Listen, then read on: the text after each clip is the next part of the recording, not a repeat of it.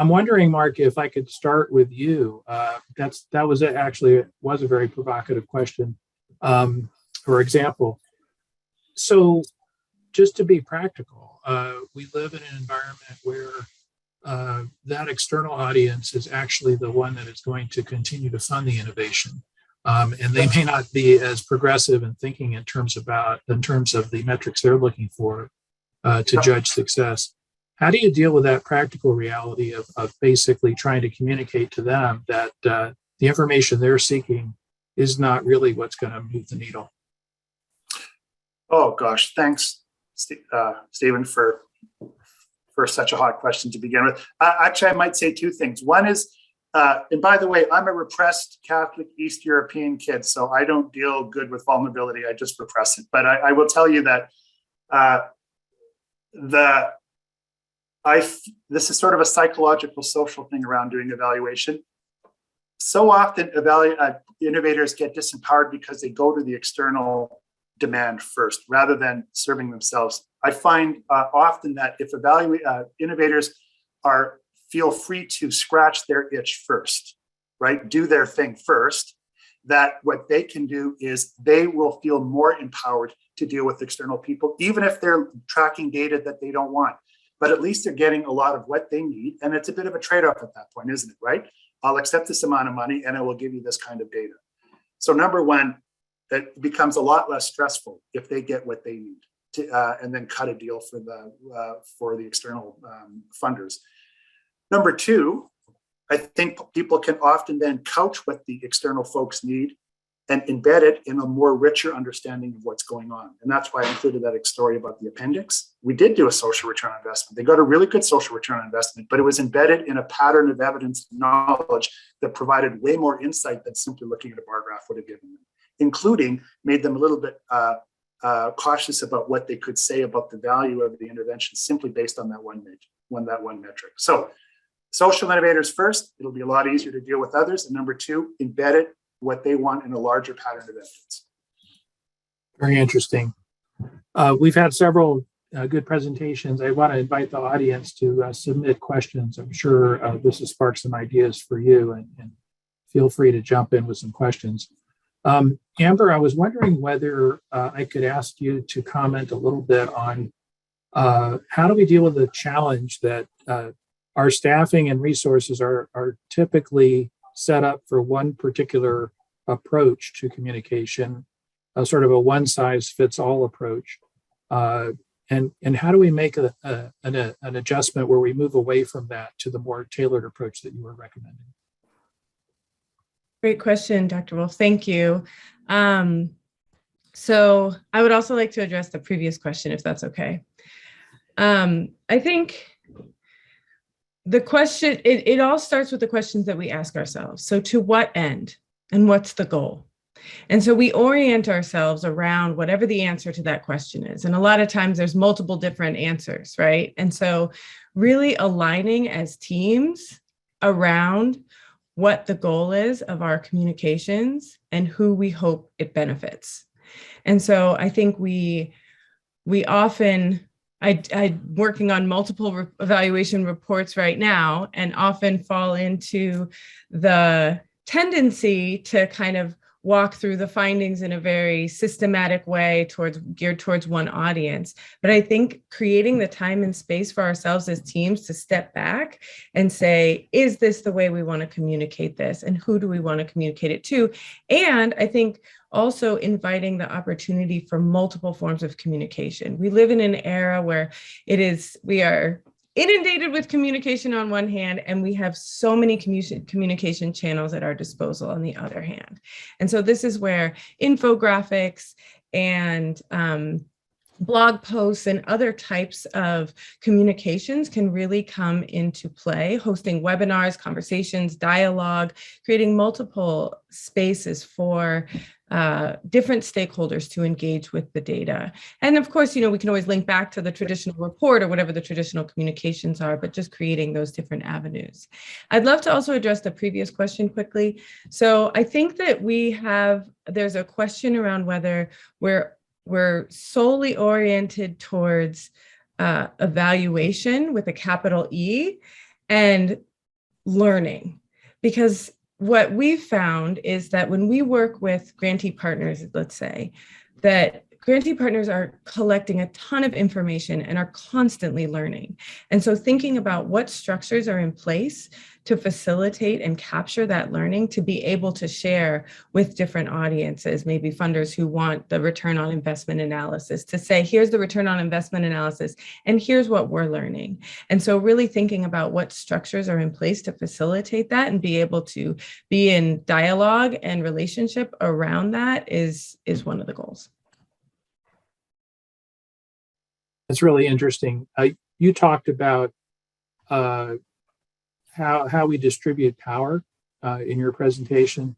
And Hanh, I think you also were talking about empowering the community and giving them voice. So we have a question from the audience, and I'll read it to you, but I wonder if either of you want to take it up. How do we assess and address the unequal distribution of power in the message, the messenger, the mode of communication on diverse audiences, the intended receivers or users of the information, particularly in public and private communication networks, unequal access to information technologies, and e-communication access disparities? So across the board, how might we deal with the unequal distribution of power? I think I can answer that less from the standpoint of measurement, because I don't specialize in communication metrics, but certainly in terms of the message that I think I was trying to convey in my presentation is that you have to set it up in a way that makes it equitable in terms of who gets to frame the message. And I think prioritizing our communities, I don't think we can ever go wrong in the sense that they need to create the stories and the narrative of what they want to tell. And it may be related to the original question that you had asked, Mark, as well, where it made me think about the work that I do from a foundation's perspective. Before I commission an evaluation, I want to develop a layered learning agenda. I work with the board to make sure they understand their expectations of what can come out of evaluation, of a question of accountability for what difference our investments make over the long term.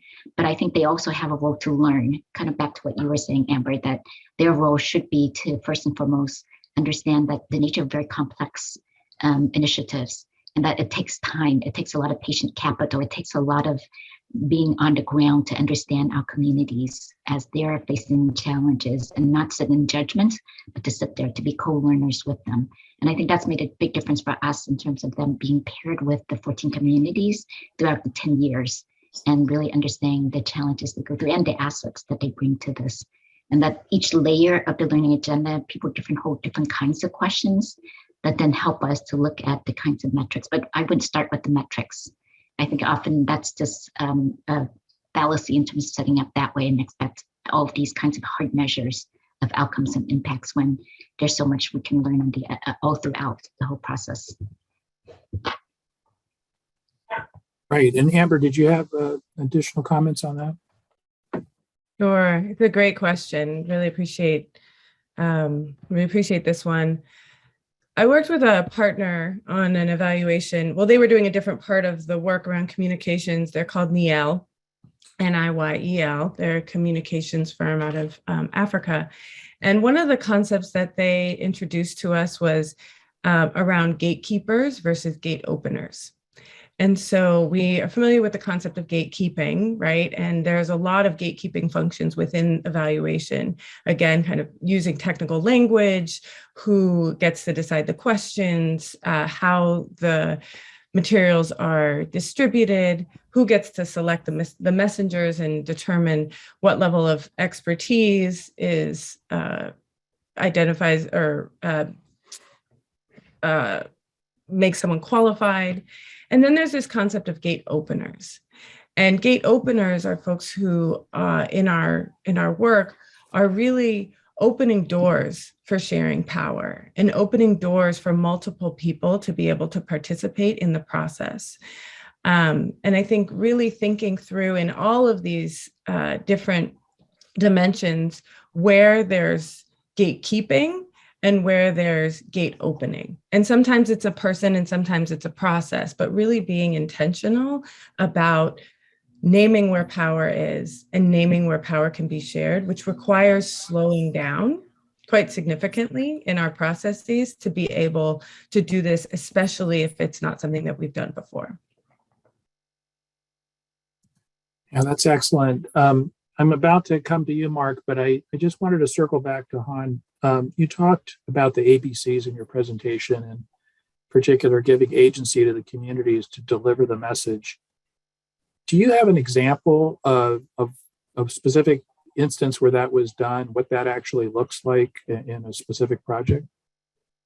Yeah, it's interesting because some of the highlights that I did in one of my slide around grassroots leadership, it's very interesting because it was through telling their story about what it takes to build grassroots leadership that we learned a lot. And I think there's this notion of risk that comes with foundation investment to not invest in grassroots leadership or the startups.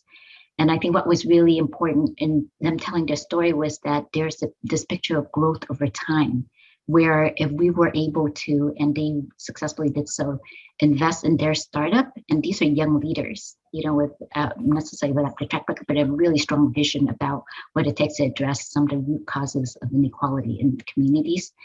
We have seen them grow over time so that they became over $1 million organizations.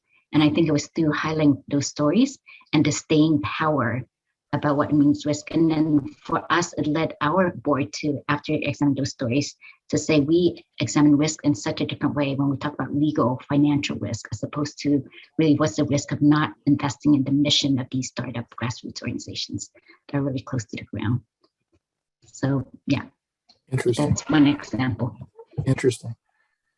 So Mark, we have this question for you, which is a bit of a layup, but I'll read it. When we talk about serving ourselves, scratching our own itches as evaluators first, how should we be thinking about balancing process evaluation with outcome evaluation, especially when the project or process is not likely to be completed again? Mm-hmm. Boy, I'll have a go at that, and I wouldn't mind having a crack at the other question as well, Steve, because Sure. Amber and Hanh got me going with some of those ideas. I'm going to admit that I don't really see any more the distinction between process and outcome evaluation. We're generating effects all the time and learning about what's working and what's not, particularly in fast-moving environments where the intervention is constantly evolving, the means and ends evolve.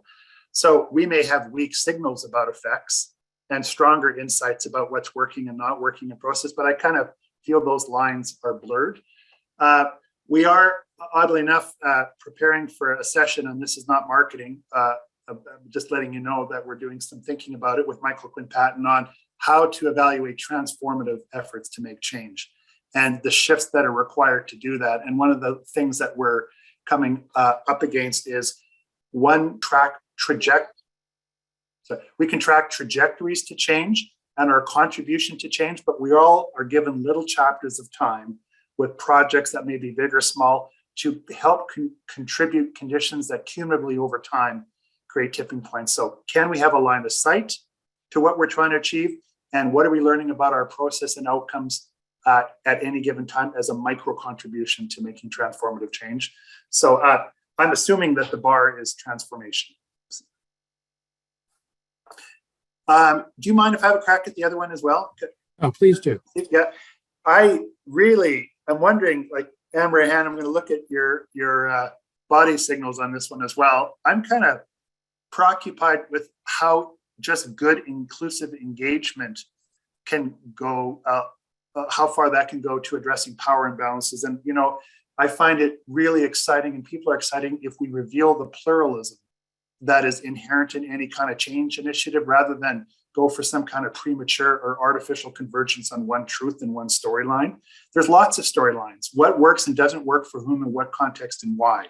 That for me is the nature of systems change now. And, even to engage people in saying, how do you interpret information? And Sutcliffe et al. In a Harvard Business Review article about 10 years ago wrote a piece called The High Cost of Accurate Knowledge. And what they found is after a certain threshold, and that threshold comes awfully fast, the marginal accuracy of data doesn't mean anything to people, including decision makers. It doesn't mean much. It's their interpretive frameworks that drive their engagement with the data and whether they'll use it. So if you go to people and saying, how do you interpret the world? How do you make sense of the world? And how do you see the situation and reveal that to people? It's often exciting. And we just did a debrief of an evaluation here on a human-centered design approach to racism in Edmonton, particularly around Indigenous racism against Indigenous people, using the River Valley as a case study. And after the evaluation, the greatest insight of the whole project was when Indigenous leaders said, we don't accept human-centered design as an appropriate way to talk about this. And that blew my Western mind. You could see smoke coming from my ears, clunk, clunk, clunk, whirl in my brain. And Jody, very prominently later says, in Indigenous culture, there is no hierarchy or centrality of the human condition. The river, the fox, the trees, it's all equal. It's all in a flat, distributed relationship. We won't accept being the center of attention in the river valley. We're one of many actors in the system. Now, that's subtle, everyone, but that was the greatest contribution to people understanding a different worldview in that entire project, and the ripple effects were enormous. So one way is to engage with diversity, to reveal it, let people appreciate it, and we might just be surprised at how much that opens up hearts and minds. Really interesting. And I'm sorry about the smoke coming out of your ears. But that's really, happens a lot. That's fascinating, because I mean, I would have the same reaction to push back on human-centered approaches. I'm mindful of the prior session where we talked a lot about race and racism and applying an equity lens to our work.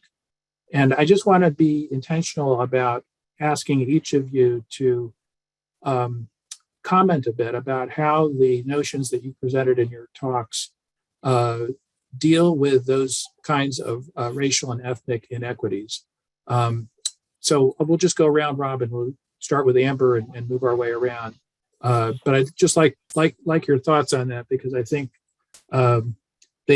that has to introduce special challenges to the points you've made. Thank you, Dr. Woolf. Can I clarify the question? Yeah, I'm trying to be intentional about taking up the issue of race and systemic racism. So when we think about the concepts you've been trying to communicate about power imbalances and strategies for communicating the message, are there elements of that that are particularly challenging around issues of race and racism? Thank you. So I think the challenges in this day and age about different truths. And I think we have a tendency to ascribe power to people with more credentials or who are deemed to have a certain amount of expertise. And I think issues of race and racism, we see it play out on the national stage, and that plays out on the micro stage as well. When someone is sharing their personal experience that is rooted in experiences of racism or discrimination, we have to honor that. And I think that it can become difficult when folks either are resistant to doing the work that it takes to be able to hear different truths, or we are intent on rejecting it. And so I think issues of race and racism, in my opinion, must be confronted head on, because they are our experiences and they impact us every day. As a woman of color, a Black woman. And so that is my truth. And I think when we think about communications, we both have to meet people where they are and support them to take the next step. And so I think this is where trust in relationships comes in, because when we enter with an open mind and an open heart, and we are willing to listen and grow and be held accountable, then it opens up a different conversation than when something has to be right or wrong. Yeah, that's excellent. And I know your comments earlier in your presentation about trust are very relevant in discussions around race and racism. Hanh, how about from the endowment's perspective, the principles that you laid out, are there any particular aspects of it that deserve mention in relation to discussions about race and racism? Yeah. Well, I know when we sit down and we talk about what we want to convey, we're very careful in choosing what we say. For example, we even call ourselves, when we say, are we talking about race? Or are we talking about racism? And I think it's important to not say it's about race when it's about racism. So I think that's an example where through intentionality, we really reflect kind of some of the deeper analyses that we've done. And then you'll notice that the whole theme of this conference is research, evaluation, and communication to advance health equity. But to me, sometimes that loses its meaning. And so it's really important for us to name power and the power imbalance and the distribution of power, the sharing of power, and advancement of power, because fundamentally, that's how we address racism. And I think we've definitely come down on that it's not about servicing or educating or, those kinds of things, people out of the health status that they're in or the poverty that they're in, but we have to fundamentally address the power imbalance. So I think in that sense, we stay dogged in terms of not wavering from that, in terms of our understanding and making sure we use a broader kind of socio-ecological model of understanding what it takes to build health as opposed to the individual agency kind of work. That makes sense. I mean, it really does come down to the power imbalance. And Mark, do you have thoughts on this? Yeah, I'll try and be quick. I'm going to just speak about another quick example or vignette. There was another racism lab, anti-racism lab in Edmonton that we were the evaluator for. And they went through a 2-cycle lab. And the first the insight from the first cycle was that the prototypes that came to address racism were pretty good and people adopted them, 3 out of 3 prototypes. But people felt they were sort of light in their impact and effect. They didn't go deep enough. And one of the reasons that when we reflected on it was when we were having conversations about the nature of racism, at least in Edmonton, we tended to play Canadian nice, Canadian polite, and didn't really go deep enough. And some of you may know the 4 levels of conversation. Level 1 is downloading. Level 2 is debate, right? Hanh, you and I are chatting, I'm wrong, you're wrong, or we're trying to maybe tease it out, but maybe we're trying to win. Level 3 is reflexive dialogue. Amber, you and I are chatting and I'm trying to understand what you're telling me. I'm really reflecting what you're saying and you're trying to understand me. And 4th is generative dialogue. We're at a space of trust and exploration that we are chatting about stuff that we couldn't have done on our own, the 4 levels of dialogue. We said, we bounced off of level 1. We barely talked about race. And the moment it got really dodgy, we just ran scared. And so our prototypes were quite superficial. Or they were good, but not as deep as we wanted. So the second lab, the commitment was how do we create a container for change and curate it for safety and have courageous conversations and moral courage. And that space that was a design space and an evaluation space led to conversations that we couldn't have had otherwise. And people were much more happy with the second round of prototypes, which reflected a deeper understanding. So I don't even know what that means for communication. I'm more like, I was just thinking, we got to be honest inside before we can say something meaningful outside. So I guess I'm coming back to how I started drawing the distinction between evaluators first feeling good and trustful and bonded around their stuff. And then we will have, not evaluators, innovators will have easier and better things to say to external audiences if we can master that. That's really interesting. Those 4 stages of communication, I think, are very useful framework for thinking about this. Well, I'm watching the time, so I think we need to wrap up. I just want to thank our 3 excellent speakers for a fantastic discussion. And now I want to pass it over to Rebecca for some closing remarks.